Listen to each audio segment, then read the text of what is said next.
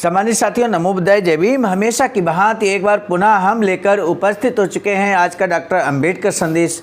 इस समय अंबेडकर संदेश जो चल रहा है वो हम आपको बता दें, विषय संविधान के तहत अगर कुछ गलत बातें होती हैं तो जिम्मेदारी संविधान की नहीं बल्कि मनुष्य की धूर्तता की होगी।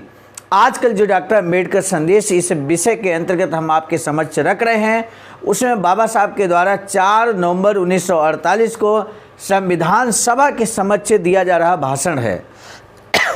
बाबा साहब के ही हुबहू भाषण को लेकर हम लगातार उपस्थित हो रहे हैं। आज का डॉक्टर अंबेडकर संदेश में हम ऐसे स्थान पर हैं जहां पर बाबा साहब मौलिक अधिकारों की बात करते हैं। अमेरिका के मौलिक अधिकार और भारत में दिए जा रहे मसौदा समिति के द्वारा संविधान में जो मौलिक अधिकार का जो दायरा है उस बारे में विस्तार से बारीकी से प्रकाश डालते हैं। साथ ही साथ जो हमारे भारतीय संविधान में अभिव्यक्ति की आज़ादी है उसको लेकर बाबा साहब यहाँ पर हर तरह के आरोप का खंडन करते हैं और जो भी आरोप यहाँ पर रखे जाते हैं, जिन बिंदुओं को लेकर यहाँ पर आपत्ति जताई जाती है, उन सभी आपत्तियों का निराकरण करते हैं। तो आज का डॉक्टर अंबेडकर संदेश बेहद खास होने वाला है। यदि आप वास्तव में संविधान को मानने वाले हैं तो निश्चित है कि आज का डॉक्टर अंबेडकर संदेश आप जरूर बात करेंगे। कारण यही है कि हर संविधान प्रेमी, संविधान को चाहने वाला, संविधान को जानने समझने वाला, हर डॉक्टर अंबेडकर अनुयायी भारतीय संविधान कैसे बना, कैसे निर्मित हुआ, किन परिस्थितियों में बाबा साहब ने भारतीय संविधान का निर्माण किया, भारतीय संविधान को रचा, ये निश्चित रूप से हर डॉक्टर अंबेडकर अनुयायी जानना चाहते हैं। तो ये अवसर हम आपको दे रहे हैं अब आज का ऑफिशियल यूट्यूब चैनल के माध्यम से, डॉक्टर अंबेडकर संदेश के माध्यम से, जो आज हम लेकर उपस्थित हुए हैं बाबा साहब डॉक्टर अंबेडकर संपूर्ण वाङ्मय खंड 40 से पेज नंबर 106 से 110 तक छठा भाग के रूप में हम लेकर उपस्थित हो चुके हैं। 4 नवंबर 1948 के दिन संविधान का मसौदा संविधान सभा के समक्ष पेश करते हुए बाबा साहब डॉक्टर भीमराव अंबेडकर ने क्या कुछ कहा। बाबा साहब कहते हैं, अध्यक्ष महोदय, अल्पसंख्यकों को दी गई छूट के प्रबंधों के कारण भी मसौदा संविधान की आलोचना की जा रही है।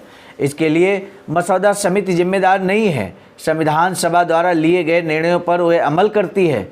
अल्पसंख्यकों को सहूलतें देने का जो निर्णय संविधान सभा द्वारा लिया गया है और जिस पर अमल किया जा रहा है, मेरी राय में वह सही है। इस बारे में मेरे मन में बिल्कुल संदेह नहीं है। इस देश में अल्पसंख्यक और बहुसंख्यक दोनों ने गलत मार्ग अपनाया है। अल्पसंख्यकों के अस्तित्व को नकारना बहुसंख्यकों की गलती है और अल्पसंख्यकों द्वारा अपने अल्पसंख्यत्व को सीने से लगाए रखना, उसे चिरस्थायी बनाने की कोशिश करना भी उतना ही गलत है। दोनों उद्देश्य साध्य हो सकें ऐसे उपाय ढूंढना जरूरी है।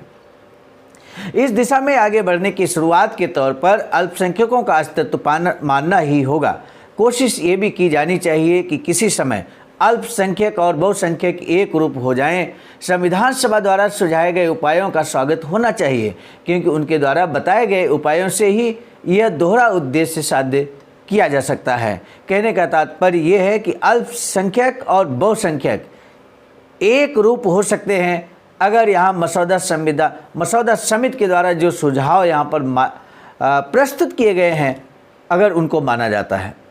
धर्मांधता की भावना को बल देकर अल्पसंख्यकों को दी जा रही सहूलतों का विरोध करने वालों को मैं 2 बातें बताना चाहता हूँ। पहली बात ये कि अल्पसंख्यक विस्फोटक शक्ति होती है, उसका विस्फोट होने से पूरे राज्य के बिखर जाने का खतरा होता है। यूरोप का इतिहास इसी प्रकार की भरपूर और भयानक वास्तविक घटनाओं का प्रत्यक्ष गवाह है।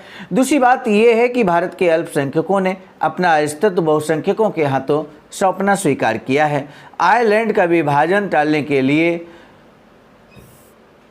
किए गए लेन देन के इतिहास में रेडमंड ने कार्सन से कहा था कि प्रोटेस्टेंट अल्पसंख्यकों के लिए आपको जो चाहिए उन सहूलतों की मांग कीजिए, लेकिन आयरलैंड को एक ही रहने दीजिए। तब कार्सन ने उन्हें जवाब दिया था कि आपके द्वारा दी जाने वाली सहूलतें चूल्हे में झोंक दीजिए।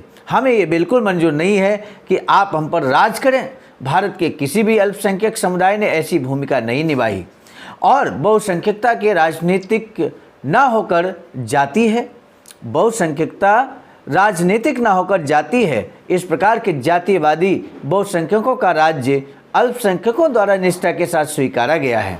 इसीलिए अल्पसंख्यकों के प्रति भेदभाव न करना अपना कर्तव्य है। इसका एहसास बहुसंख्यकों को रखना होगा। अल्पसंख्यक तो टिका रहे या एक सार हो, ये बहुसंख्यकों के बर्ताव पर ही निर्भर होगा। अल्पसंख्यकों के विरोध में भेदभाव करने की आदत बहुसंख्यक जिस क्षण छोड़ेंगे उस क्षण से अल्पसंख्यकों के अस्तित्व का कोई कारण नहीं बचेगा, वे एक सार हो जाएंगे। मसौदा संविधान के मौलिक अधिकारों से जुड़ी हिस्से की सबसे अधिक आलोचना हुई है।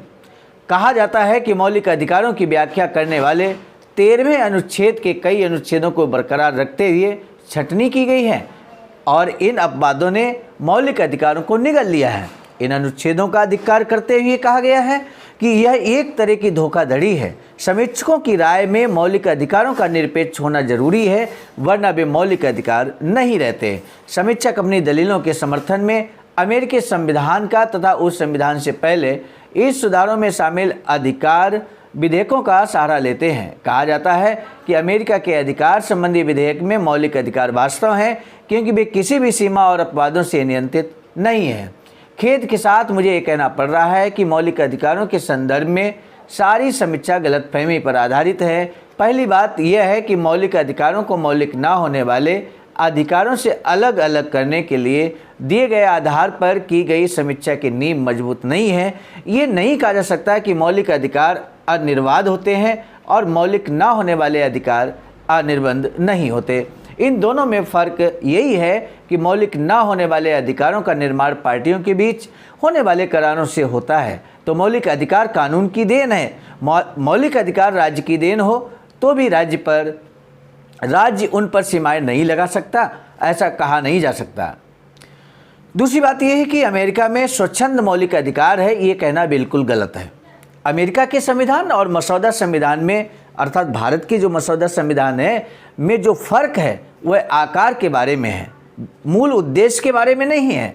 अमेरिका के मौलिक अधिकार स्वच्छंद नहीं है, इसमें कोई दो राय नहीं है। मसौदा संविधान में शामिल मौलिक अधिकारों के अपवादों के समर्थन में अमेरिका के सर्वोच्च न्यायालय के एक मामले का जिक्र किया जा सकता है।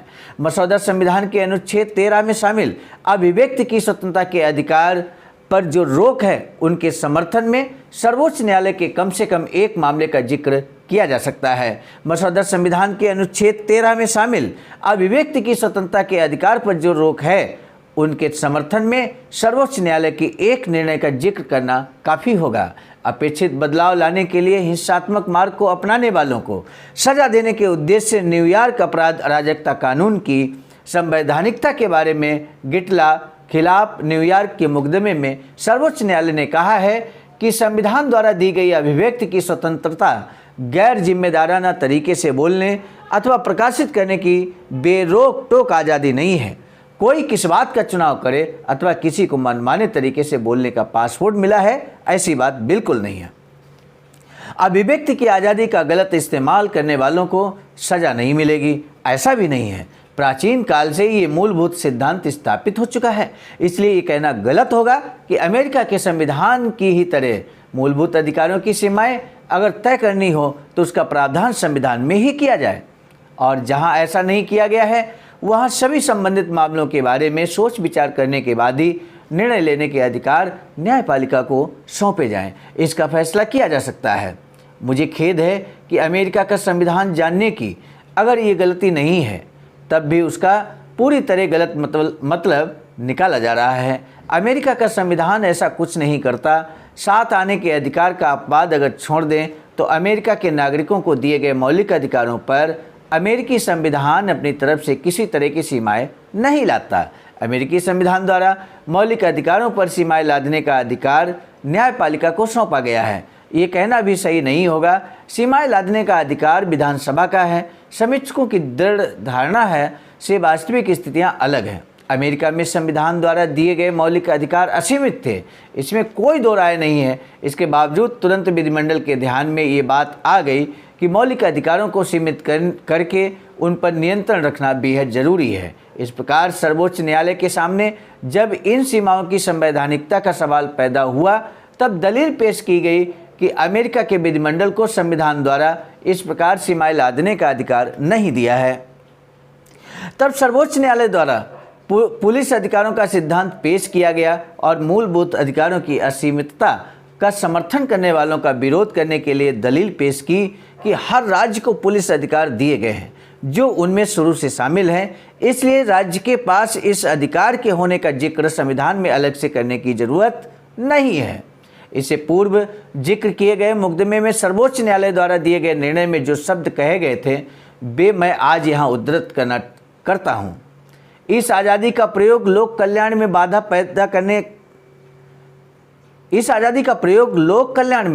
पैदा करने के लिए करने वालों को, सार्वजनिक नैतिकता को भ्रष्ट करना चाहने वालों को, अपराध वृत्ति को बढ़ावा देना चाहने वालों को या बरगलाने वालों को, सार्वजनिक शांति को भंग करने की कोशिश करने वालों को अपने पुलिस अधिकारों का इस्तेमाल कर सजा देने का अधिकार राज्य को है। इस बारे में कोई विवाद पैदा ना हो। मौलिक अधिकार असीमित हैं। इस प्रकार रचना न करते हुए मसौदा संविधान में पुलिस अधिकार सिद्धांत की सहायता से संसद की मदद के लिए सर्वोच्च न्यायालय पर निर्भर रखे बगैर मौलिक अधिकारों का निर्माण करने का अधिकार संविधान द्वारा प्रत्यक्ष राज्य को दिया गया है। इससे परिणाम स्वरूप कोई फर्क नहीं पड़ता, एक में प्रत्यक्ष रूप से जो किया गया है वही दूसरे में परोक्ष रूप से किया गया है। दोनों ही जगह मौलिक अधिकार स्वच्छंद या असीमित नहीं है। मसौदा संविधान में मौलिक अधिकारों के साथ साथ दिशा दर्शक सिद्धांत भी दिए गए हैं। संसदीय जनतंत्र के लिए बनाए गए संविधान में ये बिल्कुल नया है। संसदीय जनतंत्र के लिए निर्मित संविधान में ऐसे सिद्धांतों का प्रावधान केवल आयरिश स्वतंत्र राज्य के संविधान में किया गया है। इन दिशा निर्देशक सिद्धांतों की भी समीक्षा की गई है। ये केवल पवित्र घोषणाएं हैं, इनमें बंधनकारिता की सामर्थ्य नहीं, ऐसा भी कहा जा सकता है। स्पष्ट है कि अनावश्यक टिप्पणी है। कई शब्दों के माध्यम से संविधान ही ये कर रहा है। अगर कोई कहे कि दिशा दर्शक सिद्धांतों को कानून का समर्थनात्मक बल ही न मिले तो मैं ये मान सकता हूँ, लेकिन अगर कोई ये कहे कि उसके पीछे कोई बंधनकारी सामर्थ्य नहीं है तो मैं उसे नहीं मान सकता। दिशा दर्शक सिद्धांतों को अनिवार्य बनाने के लिए कानून के न होने के कारण वे निरर्थक हैं, ये भी मैं नहीं मानता। दिशा निर्देशक सिद्धांतों का स्वरूप उपनिवेश और भारत के गवर्नर को प्राप्त अनुदेशों के संलेखों की तरह है। मसौदा संविधान ने राष्ट्रपति और राज्यपाल को इस तरह के संलेख देने की अनुशंसा की है। अनुदेशों के संलेखों का प्रावधान संविधान की 4थी अनुसूची में रखा गया है। अनुदेशों के संलेखों को ही दिशा दर्शक सिद्धांत कहा गया है। अंतर केवल इतना ही है कि अनुदेश विधिमंडल और कार्यकारी मंडल को दिए गए हैं। मेरी राय में ऐसी बातों का स्वागत किया जाना चाहिए।